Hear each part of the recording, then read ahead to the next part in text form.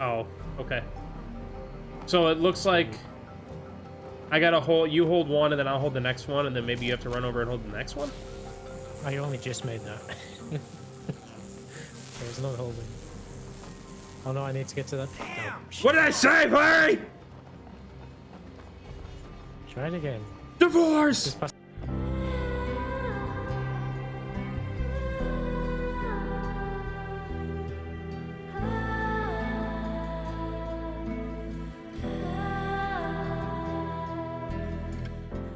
It Takes Two is an action-adventure game developed by Hazelight Studios and published by Electronic Arts. The game takes elements from different types of platformer games, and it's specifically designed for split-screen cooperative multiplayer. It cannot be played solo. The game can be played in both offline and online co-op, depending on, you know, where your friends are, if you have them states away, or if you want to play with your brother. You can, either way, you can do that. Players have to cooperate with each other and utilize different abilities in order to progress. The game also features many mini-games that we will get into later in the review. The story begins with the main characters, Coney and May, whose fighting has caused them to want to get a divorce. Upon hearing this news, their daughter, Rose, wishes her parents would get along again, and through a book, Dr. Hakim's Book of Love, and her tears falling onto 2 dolls she made herself, this causes her parents to be converted into the dolls by a magical spell. Now, her parents must work together through different scenarios with the assistance from the magical book himself, Dr. Hakim, in order to fix their relationship and return to the real world. Oh, that one episode of Doctor Who. Wouldn't know that. I'm sticking with Freaky Friday. Although that was switching bodies, they didn't turn into toys. What is this? What is it? Oh, help! Hello! Help! Cody, I'm trying to sleep. Shut up. May? May, is that you? Oh, Cody! Why'd you look like a blob of clay? Why do you look like a wooden doll? Look.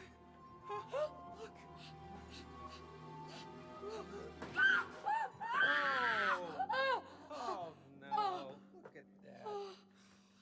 What have you done? What? What? Why do you always blame me? Huh? Like A Way Out, which was Hazelight Studios' previous game, It Takes Two is a masterclass on how to do a co-op game properly. While other studios focus on making a co-op story a looter shooter or kind of just shoehorning in the co-op, It Takes Two does co-op the right way. It should be the blueprint on how developers making a co-op story game does it from here on out. The story of this game is a very simple one. A couple is getting a divorce and a spell is cast on them to put them in a place where they have to work together to save their marriage and bring them back to their bodies. It's simple, but it works so well with what they're trying to pull off here, because in a marriage you have to work together if you're going to save it. And in this game, you are working together to do puzzles and stuff like that. So it really works in this aspect because you have to work together to save the marriage. And so the concept in general is just very sound. The way they made every level feel different, the way you had to work together to finish every level, it works really well with the story that they were trying to present. The story is between 11 to 13 hours, but it never seemed to drag. It never seemed to get boring. And I think that was because that they tried to make every level feel fresh, feel new. And so it was fun all the way through because of that. If they would have made every level feel samey, then I think it would have begun to get stale over time. But with how they did it and how they did the puzzles, I think they did this game and they did this co-op about as perfect as they could have. The gameplay is another place where I feel like It Takes Two flourishes. Like I said before, the game does a great job of making every level feel fresh, and that is because they change up every level entirely. For example, in one level, one character has a hammer that the player uses to smash things, and the other player has a nail that can be called back like Thor. But in the next level, one character has a gun with tree sap in it, and the other character has a gun that can be used to make the tree sap explode.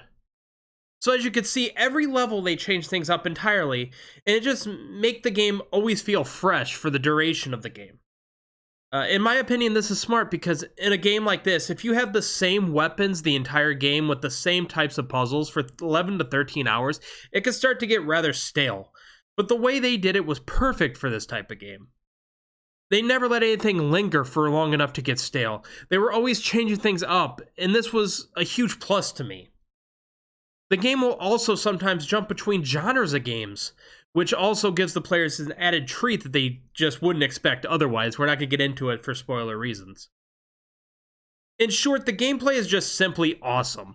And if you couldn't already tell by the way I'm talking about the game, you should probably play it right now because the game is just awesome. So It Takes Two has no collectibles, but what it does have, and more than makes up for it, is minigames.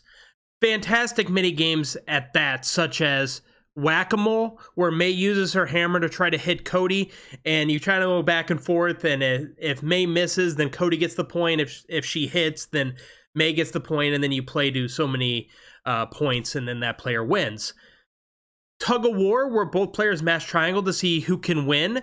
Whoever wins pulls the other player into a pit. And handheld games like Tank Brothers, where you try to destroy the other player's tank with digital cannonballs, I guess. There are many games like this.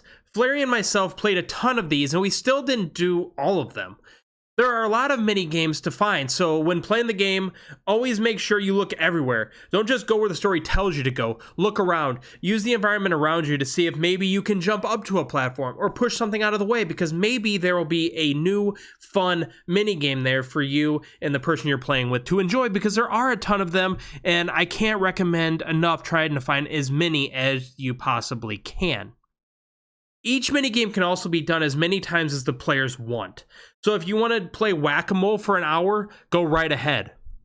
If you want to play Tug of War all day, that'd be weird, but go for it. I think the minigames greatly added to the enjoyment of the game that was already pretty fun in its own right to begin with. These minigames just show how much Joseph Fares and Hazelight Studios know what makes a co-op game fun. And they are really becoming one of my favorite developers because of it. That hole is made for you. Fits you better. This room's mine. No, you got that one. I guess I'm the button mash champion. I was button mashing. I pulled it off. No fair. I'm barefoot. Your shoes have better grip. In terms of your final score, in short, this is just a fantastic game. Co-op done right. It's the kind of co-op games that I feel like should have been done for the longest time but haven't been done. Like I said before, a lot of shoehorning in from other co-op games, making them looter shooters, making them uninteresting, and making them samey, making them grind fests, and boring grind fests at that. And this game just strikes that balance of making sure the game doesn't become stale, doesn't become boring, always switches things up, always makes the players work together to make it feel like a co-op game. Because you do have some co-op games that don't feel like co-op games. It's like you have one main character and you're playing co-op, but when there's a cutscene, everybody's acting like there's one main character. That's not like this here. You're actually working together as two main characters of the game to try to fix your marriage, try to get out of this situation. And it's just co-op done right. The mini games is co-op done right. A Way Out did this too with Connect 4 and stuff like that. Just co-op done right. And this studio, I hope they keep making co-op games like this. I think they're the masters at it. I love it. And because of that, I'm going to give this game a 9 out of 10. This is the closest 9 out of 10 that I've ever given to.